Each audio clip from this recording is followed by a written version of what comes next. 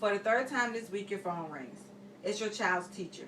She tells you that once again your child's behavior, outbursts, throwing things, and threatening classmates have disrupted class. She lets you know that she will be writing him up, and of course, you'll be meeting with the principal. You hang up the phone, discouraged and upset. What's wrong with my child? Will it ever get any better? I know the situation all too well. My son was diagnosed with ADHD 2 years ago, and his behavior has been a struggle. He's been prescribed multiple medications that have helped him become a better student. ADHD medications help children who are otherwise impulsive, hyperactive, and unfocused slow down, focus, and make better decisions. Today, I will share with you the pros and cons of medicating for ADHD. ADD is a fairly new disorder and didn't show up in the DSM until 1980. This disorder's roots can be traced as far back as 1902. During that year, a British pediatrician, Sir George Frederick Steele, published literatures on children of normal intelligence that exhibited violent outbursts, wanton mischievousness, disruptiveness, and a lack of responsiveness to punishment. Dr. Steele asserts that behavior was not as a result of poor parenting, but biological instead. Over the next 30 years, overactive children was thought to be caused by a kind of brain damage. However, in 1937, Charles Bradley gave hyperactive children who complained of headaches Benzodrine, which subdued them and helped them concentrate. Still 20 years passed before Seba Georgi brought Ritalin to the markets for narcoleptics. Soon after, Johns Hopkins University found Ritalin to be useful for quieting disturbed children believed to be suffering from brain damage syndrome. Throughout the 1960s and 70s, Ritalin was only prescribed to children in institutions. After its publication in the DSM in 1980 and renaming as ADHD in 1987, it began to take off.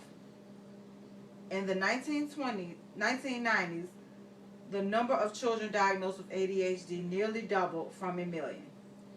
Today, nearly 3.5 million American children take stimulants for their ADHD. Knowing the history of the use of medication for children with ADHD may help when making a decision on whether or not to medicate. Medications such as Ritalin, Adderall, and Concerta are stimulants prescribed to children with ADHD. Stimulants work quickly on the brain, and with many, such as caffeine, cocaine, and amphetamines, the user is left craving more. However, when used properly for ADHD, medications do not cause a high or feelings of excitement. Instead, they help to stop erratic and impulsive behavior. Children taking medications for their ADHD often receive better grades, have fewer disciplinary problems, and participate in more extracurricular activities. Their relationships with their peers improve, they argue less and communicate more effectively and feel less tension.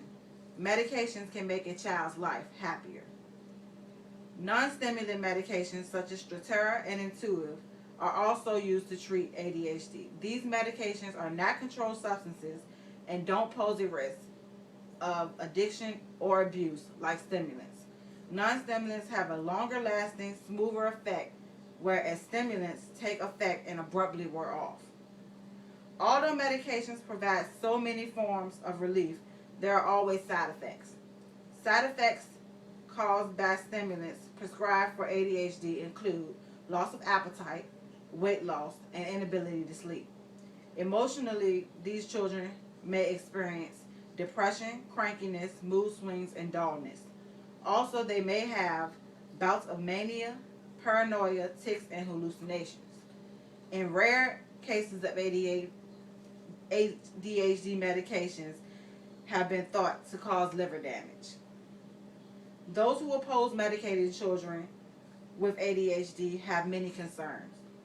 One is that ADHD is overly diagnosed and that stimulants are being massively overprescribed.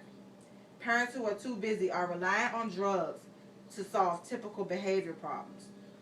Also, research has shown that children who are younger than their classmates are 21 more times likely to be medicated.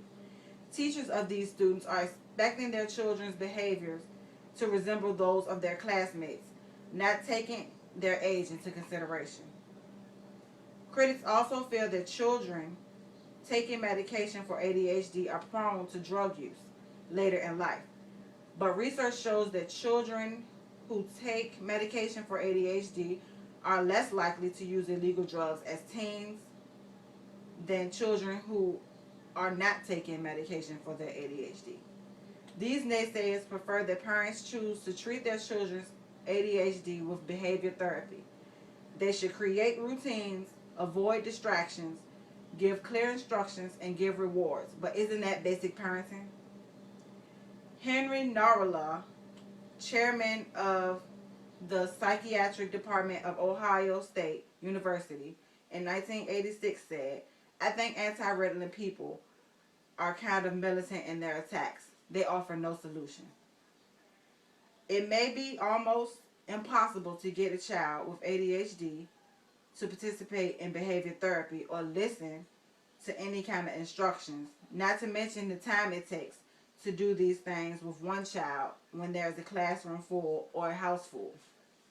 Frequently, medications also thought of as a quick fix, but the truth is not a magic bullet that will completely fix a child's issues with ADHD. Medications make it easier to get a child's attention long enough to teach them the skills they need to function, manage their time, deal with their emotions, and focus on schoolwork. Often these methods combined with medications are the best form of treatment. If behavior has become a constant issue with your child, I hope that this information will help you to make a decision of whether or not to use medication.